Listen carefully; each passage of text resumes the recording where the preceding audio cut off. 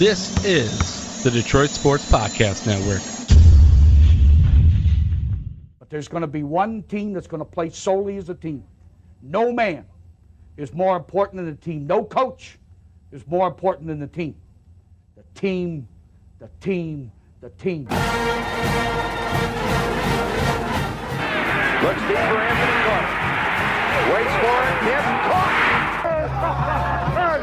They said you can't beat Ohio State. Now what? Brady gets terrific. Turns it. Get it. Touchdown. Knight again. Schultz just before Brazil got him. And a leaping interception by Woodson. Harbaugh back to throw over the middle. Caught by Collier at the 5 on his feet. Touchdown, Michigan. On its way. It's good.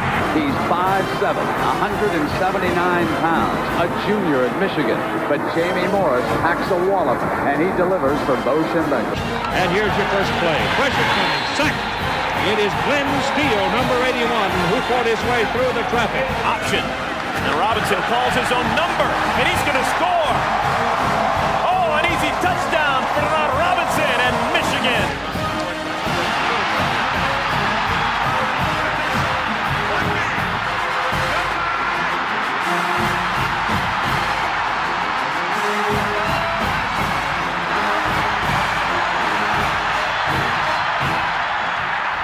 Win it. We're going to win the championship again because we're going to play as a team. And when we play as a team and the old season is over, you and I know it's going to be Michigan again. Michigan.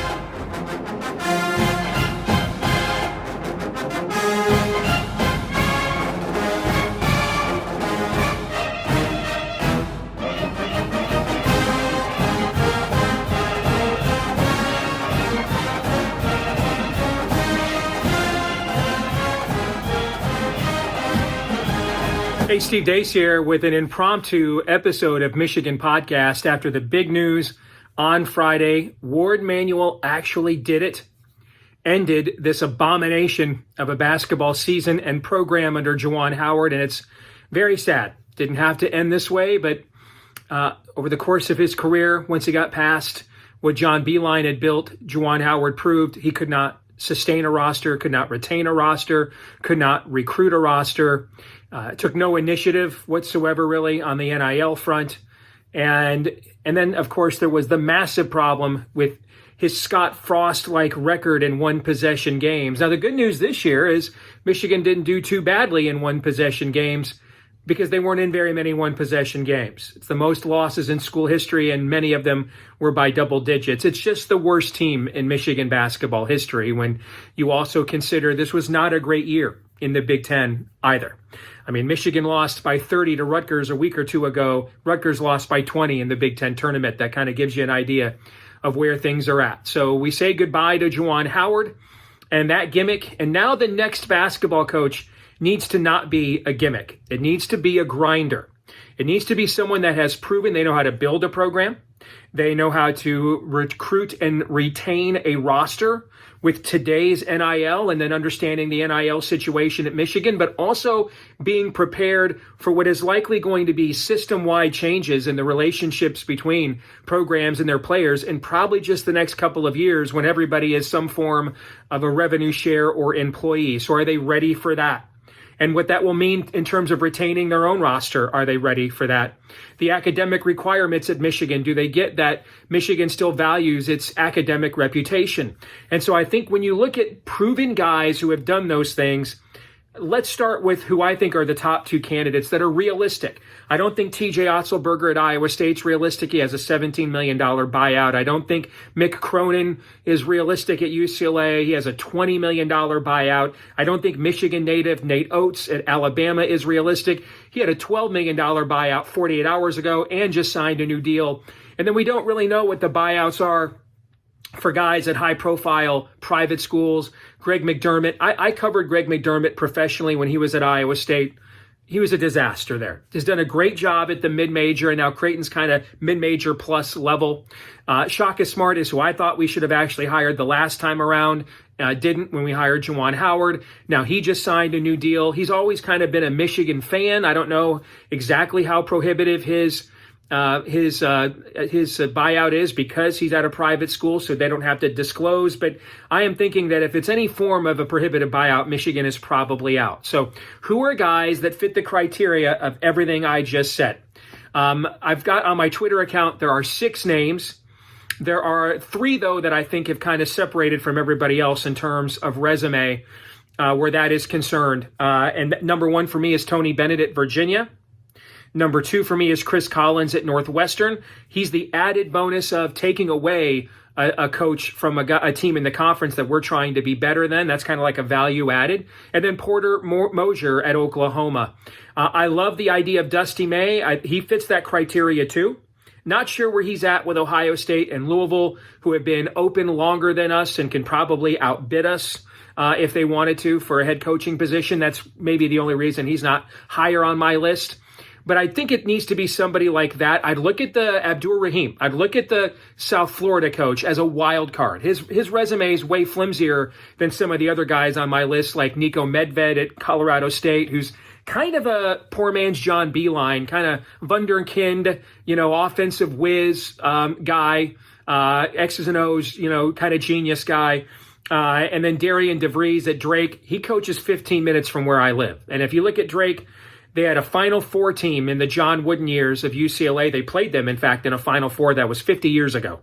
Since then, they've had one meaningful basketball season until Darian DeVries showed up, and he could probably bring his kid with him, who's an All-American. So that's also somebody to take a look at, because I've seen firsthand what that guy has done at Drake, a program that was a coach killer at the mid-major level for really several decades, and he has turned it into a perennial contender in the Missouri Valley Conference. But I would look at the South Florida coach, Abdur Rahim. His resume is flimsier than all the names I just mentioned, but if you look at what he did at Kennesaw State, 27 wins at South Florida. These are programs that have been dead ends for coaches. It's possible he's the next big thing in coaching. And so can you get him now before everybody realizes that? I'd interview him. His resume doesn't come close to any of the other names that I just mentioned, but I would interview him just to be on the safe side. But that's where I think Michigan basketball is headed, and I think it will be an upgrade. Let's talk about whether or not to bring back John Beilein as we close this out. Who doesn't love John Beilein? He's the basketball Bo Schembechler. Okay, he's the greatest basketball coach in school history. He's 71, all right? And so what you need out of him is a commitment. Can you be here? Well, first of all, I'm not even sure Ward Manuel and John Beilein can work together anyway, given how things ended the last time they did. But let's assume that interpersonal dynamic river Styx can be crossed, all right? I still need to know, is John Beilein, is he going to coach for another 3 years? At least. But at least, you need at least 3 years. At 71. He left before all hell broke loose in college sports, which is what we're seeing right now. He said his expectation that all hell would break loose in college sports is one of the reasons why he left. So at 71, is he willing to come in here and deal with stuff? I mean, that's about as old as Nick Saban was. And he said he dipped, poured one out and said, I'm done with this. I don't want to deal with this stuff. So John Beilein want to come in at 71 and deal with this stuff? I don't know. And his son has nowhere near the resume to make his son it flamed out at a Lemoyne and is coaching like some semi-pro gimmicky league. He has no resume of qualification. If his name was Patrick anything other than Beilein, this wouldn't even be a consideration. No, we're a bigger program than that.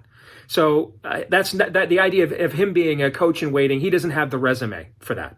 Anything close to it, in fact. So what you need from John Beilein is you need to know, if you're Ward Manuel and if you're us, Michigan fans, are we getting a call next offseason? I did it for a year. Man, it's harder than I thought. Peace out. We can't afford that. So I love the idea of bringing John Beilein back. I'm not sure how much John Beilein, I think John Beilein misses teaching basketball. I don't know how much he misses everything else that goes into leading a major college basketball program right now. Sure, I'd find out, but you need a 3-year ironclad, look me in the eye, okay, DNA swab, and we put your family crest insignia in blood on the covenant. 3-year level of commitment before I made that move. And anything short of that, you can't. The program can't afford it, as great as he was. You can't bring Howard Schnellenberger back past his prime. Okay? All right, those are my thoughts. Let us know what you think right here in the comments section. But I give Ward Manuel credit for having the stones to do what I did not think he was going to do. But now he's going to hire another basketball coach. So let's find out. Go Blue.